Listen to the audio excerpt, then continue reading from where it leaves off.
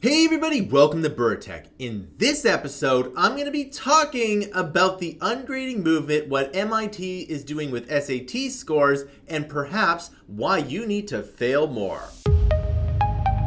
Alright, welcome back. So, one thing I'm not doing on this channel is I'm not going to be doing a Udemy video every day. I think I've kind of maxed out the people's attention for that. However, I will be doing a Udemy video probably once a week, and I might even put that out on the weekend. But nevertheless, I will be doing that because I do want to talk about the stock, because Udemy's stock is probably one of the biggest things that happened in the e-learning industry. And so I'm going to be talking about other things like on this channel, technology, success, and of course e-learning here. But one of the things that came that I looked at here is that there is a movement where people are not grading anymore. Now, one of the things I absolutely love about my industry is that it's not political, right? I can talk to a bunch of people from all walks of life, and you know what? They like taking a coding course if they want to learn to code. But however, I do think that this is going to get a lot more political, and I am not looking forward to that, because as soon as something becomes political, all logic goes out the door, no matter which side that you're on. So let's take a look here at this one person who's basically stopped grading their students. Now, I should make a bit of a caveat before I start this here. Now, one of the things that I am personally is that I am a creative person, and creative people don't really do well on standardized tests. And because they don't do well on standardized tests, they tend to make all these kind of quote unquote fluffy schools where there's like no classes or whatnot. But there's actually a lot. But that's not the norm for a lot of people. There are some schools that don't have classes and they kind of like work at your own pace, and they actually work out really well for a certain kind of student.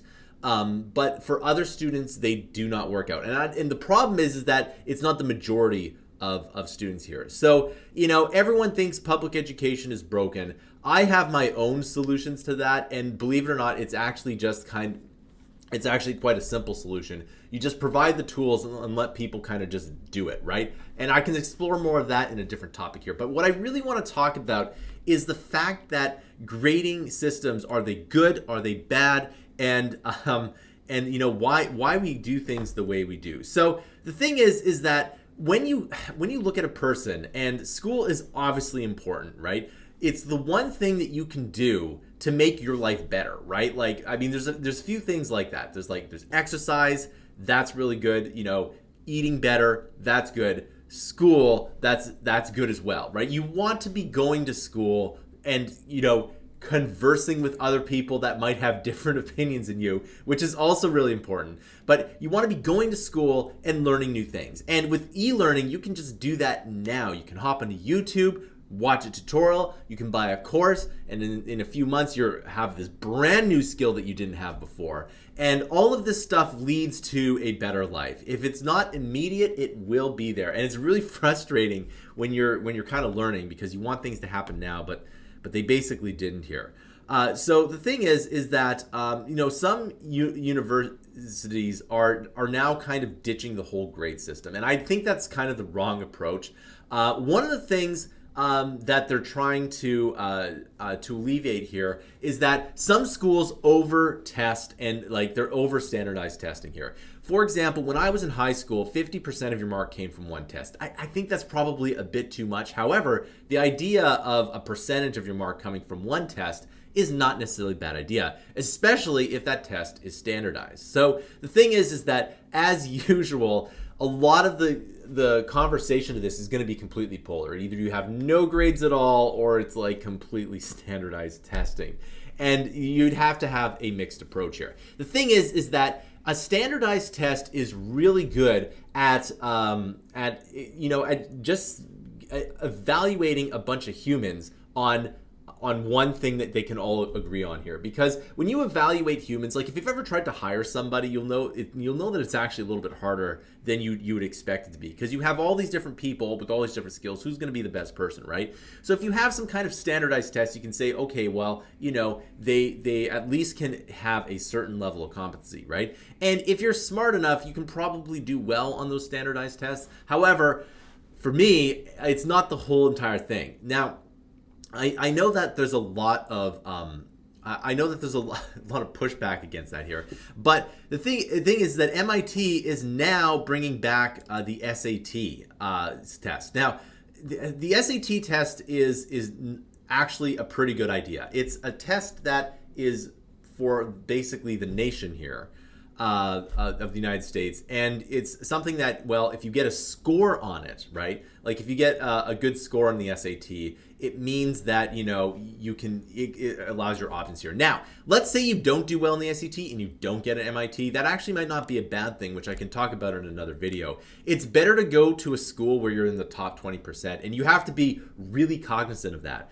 It's better to go to a school where you're in the top 20% versus, let's say, a school where you're in the bottom 20%. You'll do much better in life if you're in the top 20%. I can talk about that in another video as well. But MIT, which is arguably one of the best schools out there, is saying that SAT tests are a useful tool. And let's be clear here, a standardized test is good here. And this is coming from a person who doesn't do well on standardized tests. One of those things I just never, I'm the kind of person who likes building things and building projects and whatnot. And I'm also creative as well. So I might find a multiple choice test and, I might have a better reason why I picked the number, but I get completely wrong. And so, that's one of the things that you creative people have. And again, that's the thing that I think a lot of these professors might have. They might be very creative people, and they might have not done well on their tests here. But having said that, there is some merit to having kind of a different way of evaluating people, and it depends on, again, where on what you're doing here, right? So like, if I were to say, how would you evaluate the best basketball player? Well, you could probably do some drills, like how many three-pointers are they going to sink in a drill situation, and then you look at their play and their stats, right? But the thing is that you would never evaluate a basketball player just on the drill stats, right? You would have to evaluate their play as well. So the idea of having some kind of performance like sports is a really good idea. And for things like coding or anything where you're building something, that's not necessarily a bad idea, right? Like, even if it's more of an academic road of like research, like you have to be able to put together a good PowerPoint deck on your research presentation, and that's your performance, right? So there is merit to having a performance-based evaluation, but the flip side of that is you could have a terrible teacher that doesn't like your haircut or your face and give you a bad mark here. But at the end, and that can happen, and it probably happens to someone at least once at any given time here. So, having perhaps, multiple different people evaluating your portfolio is not a bad thing. Having a portfolio is really good. And that's one of the reasons why we do things the way we do at Mammoth Interactive. We make sure that you get your portfolio really good so you can go and get a job here, right? So again, there's a lot of things that they talk about here. They talk about like preparation and, the kind of school that you get here. And I do kind of understand where people are coming from here. So where I grew up, pretty much all of my parents, my friends' parents had a university degree or a master's, right? And they were all in the career set here, meaning that careers are different from jobs, and not one isn't necessarily better than the other. In fact, we don't put enough emphasis on jobs, in my opinion, in this society, but that's a completely different topic here. But like, a job is something you go to, you do your work, you go home, and you kind of have the same kind of task for like 30 years, whereas a career constantly evolves here. And, the careers do end up making more money, but that doesn't mean that jobs are necessarily bad, right? Jobs are actually really good. So, it's kind of like, like trades or construction. You still have to evolve here. Like, the managers would have more of a career where you're constantly learning new techniques here, whereas like the daily laborers tend to be more in the jobs situation here. And that's not necessarily a bad thing. In fact, I think jobs are really good. It's all about what you want to do as a person here. But like, again, where I grew up, everyone was educated. Everyone was arguably, fairly smart. And it was just normal to go to school, get a career, and be successful at it. Like, that was just it here. But I can understand that if you come from a community where few people have their college degree, or there's a bunch of dropouts and there's a bunch of other problems that you might not be as prepared, right? But the thing is, though, is that, you know, that should be the that should definitely be the weeding out process within these universities here. And by the way, even if you don't get into the university you like, you can just go into YouTube and start making your portfolio better, or you can just buy a course that does that here. You can just do that now. Let's say you don't get into the school you want. You can just spend the rest of your time doing your own study. And by the way, if you do that, if you are, you know, going to school in university or whatnot, and you spend all of your time learning something new, yeah, you're gonna be much more competitive and much better off in the long run. Now, the thing is, though, is like, would you sacrifice your grades if you weren't learning as much? See, the problem with university classes is that there is a lot of fluff, right? And I kind of realized this, you know, when I needed to relearn to code. It's like, I could go to school, but why? I can just buy this online course and get things done like literally 10 times as fast. So that's kind of where things are at right now. Now, the problem is that if this ungrading movement goes way too far, where, you know, you're not really getting any kind of, you know, you're not getting kind of feedback here, because the problem with school, and the problem especially when you're young, and especially when you're in school, is that like getting the feedback is rough, right? Because when you're 20 years old, or, you know, even if you're in high school, you're like 14, 15, you're not going to be good at what you're doing here. So it's really hard to get that feedback here. And a good teacher will give you good feedback. You'll be like, okay, like, let's say you want to be an animator. It's like, okay, all of this stuff was good. This particular animation needs a bit of work, right? And you as a student have to understand that, like, it's a process. You have to be getting better is a process. And if anything, no matter what you do, you're going to be failing at something here, which by the way leads me to one of my favorite articles from sivers.org here. Okay, and I'm going to read this just because it's so influential. And I remember reading this like in like third, fourth year university, and I'm like, oh yeah, you should definitely just do that. Okay. So check this out. I'm just going to read it because it's so important. A ceramics teacher announced on opening day that he was dividing the glass into two groups. Everyone on the left side needed to make one pot all semester, and that one pot would be graded on its perfection. Everyone on the right side would be graded by weight. He said, I don't care what you make on the final day. I'm going to bring a bathroom scale and just weigh it. Okay. And then, you know, over 50 pounds of pots will get you an A, 40 pounds a B, etc. Right? I don't even care what it is. I'm not even going to look at it. Just weigh it and go. At the end of the semester, there was a surprising result. The works of the highest quality, when an outside observer was watching at the end of the class, were those made by the quantity group.